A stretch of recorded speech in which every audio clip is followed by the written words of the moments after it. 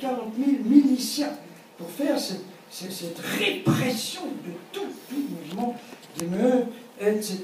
Toutes ces vagues d'arrestations, 90 000 personnes arrêtées rien qu'en 1945, etc. On va ouvrir 240 prisons, 72 camps de travaux forcés, 63 camps de déportation qu'on va appeler le deuxième Goulag pour construire cet immense canal censé relier le Danube à la mer Rouge, comme le grand canal. Moi. Là, je suis un petit peu fatigué, mais au moins, je teste que vous écoutez. J'ai pas fait exprès, mais j'en ai fait exprès pour voir si vous écoutez. Très bien, bravo. Voilà. Et surtout, le camp terrible de Pteshti, où on a mis au point, c'est épouvantable, auto-torture, c'est-à-dire que les prisonniers doivent se torturer entre eux pour ne pas être tués, etc. Il faut lire les livres de Richard Wurmbrand, il faut lire Effroi en Roumanie, là, ce gros livre, Effroi, etc. C'est effrayant. Richard Wurmbrand raconte ceci. Tout à coup, on dit à tous les détenus, voilà, dimanche, vos familles vont vous visiter. Ils ne sont pas venus depuis 2 ans, on a enfin permis, donc on va vous donner de la bonne nourriture pendant 3-4 jours, je sais pas, on nous donne des vêtements un peu propres, etc. 8 h du matin, personne, 9 h, personne, 10 h, midi, personne, 1 h l'après-midi, personne. Alors qu'ils attendaient tous depuis une semaine. Et puis on ricane au métro, eh ben voyez, toutes vos familles vous ont oublié, vous ont renié, plus personne ne pense à vous, vous êtes complet. Voilà. Le genre de torture psychologique, tout comme cela. Il faut imaginer ce qu'a connu Vladimir Guiga, il faut imaginer en lisant les autres témoignages.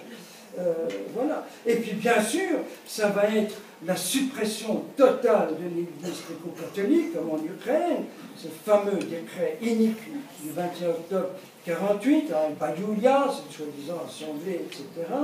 Tous les évêques arrêtés, on a vu leurs photos tout à l'heure, il ne faut jamais séparer Père Vladimir de ces 7 évêques gréco-catholiques dont aucun n'a renié Rome. Alors qu'il suffise qu'il renie le pape et qu'il se fasse orthodoxe, aucun problème. Il terminait au lit tranquillement dans un monastère ou ailleurs, etc. Personne n'a renié le pape. Alors quand on entend en France et des petits gens qui se croient intelligents, qui se mettent à critiquer le pape, mais ils giflent, ils stérilisent le son de tous ces baptisés catholiques qui ont préféré l'arrestation, la torture, la mort, plutôt que de renier le pape. Il y a de quoi nous rendre honteux. Et vous devez dire ça quand on attaque le pape devant vous. C'est qu'il y a des martyrs de la fidélité à Pierre. Et ça continue aujourd'hui chez les clandestins en Chine, que je connais bien, que j'ai grâce de connaître aussi. Combien sont en prison parce qu'ils refusent l'Église patriotique, laquelle l'Église patriotique, les communistes ont essayé avec les évêques latins de la créer en Roumanie, ça n'a pas marché. En Tchécoslovaquie, ça a un petit peu marché, pas Tchamitaïs, en Pologne, ça a échoué, en Roumanie, ça a échoué, à cause de la fidélité héroïque. Et quand on va dans le cimetière où est enterré Vladimir, il faut aller sur ces autres tombes de Monseigneur Yugal Rossou, de Monseigneur, tous les autres qui sont très aimés, et je souhaite leur béatification très rapide, n'est-ce pas? Très rapide, parce que c'est des grands saints. Et j'ai connu un confesseur de la foi, donc le cardinal Todea, qui est un véritable confesseur de la foi. C'est un martyr vivant, cet homme. Alors Vladimir va vivre ce qu'il appelle une vie de mendiant traqué. Il faut tout le temps déménager. Toutes ces affaires restent dans des cartons continuellement. Je suis une bête traquée, de plus en plus traquée. Je ne sais plus où aller. Parce que tout est réquisitionné, tout appartient à l'État, on n'a plus le droit d'avoir quoi que ce soit, des familles entières n'ont plus qu'une seule chambre, alors on l'expulse, à un moment, on va dire, ben, plus personne ne peut rester à Bucarest s'il n'a pas tel papier, donc il faut aller dans tel village, mais il ne connaît personne dans ce village.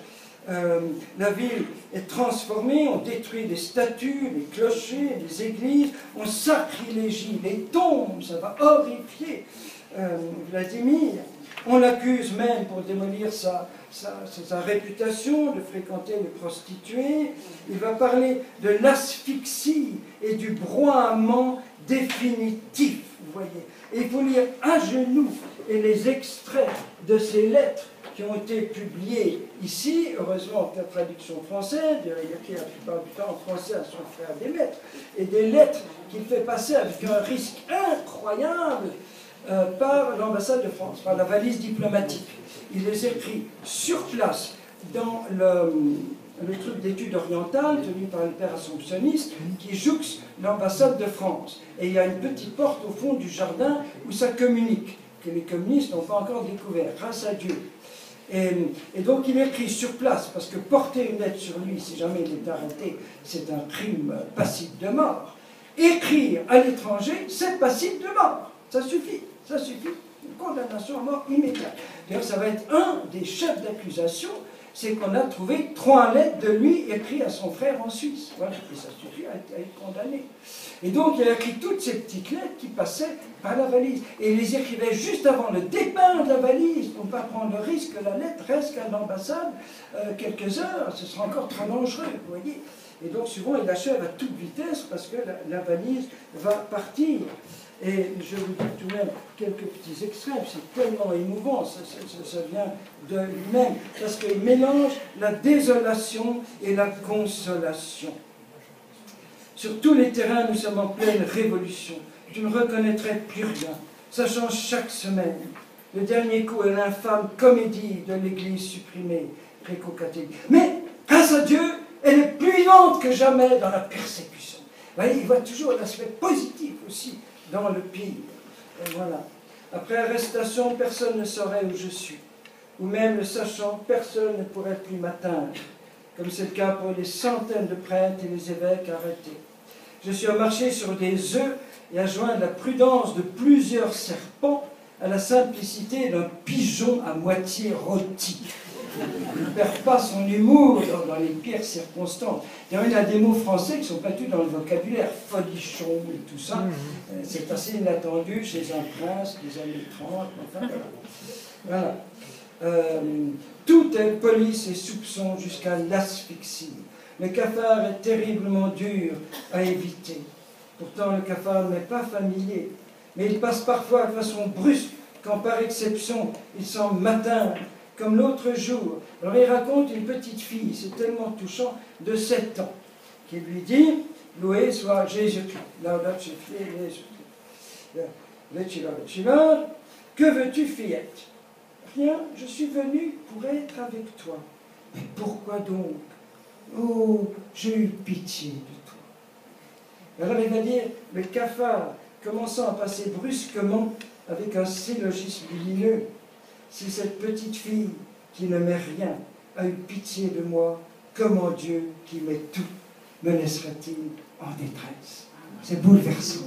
Bouleversant comme il est attentif aux plus petites délicatesses de la providence, aux tout petits signes où il décolle un petit sourire de Dieu pour lui, au fond de l'enfer. Tu dois remercier Dieu. Il écrit à notre chère Oana Seceleanu, qui est partie au ciel il y a quelques années, une femme extraordinaire dont il a célébré le mariage. Tu dois remercier Dieu, car c'est une épreuve. Et une épreuve, ça aide l'âme à grandir. Tu dois aussi prier beaucoup pour telle personne, pour qu'il ait la force, la patience de supporter tout ce qu'il devra subir, car il aura beaucoup à subir. Je suis toujours sur le qui-vive, etc. À l'église, je prêche tant que je peux, avec des habiletés de danseur de corps.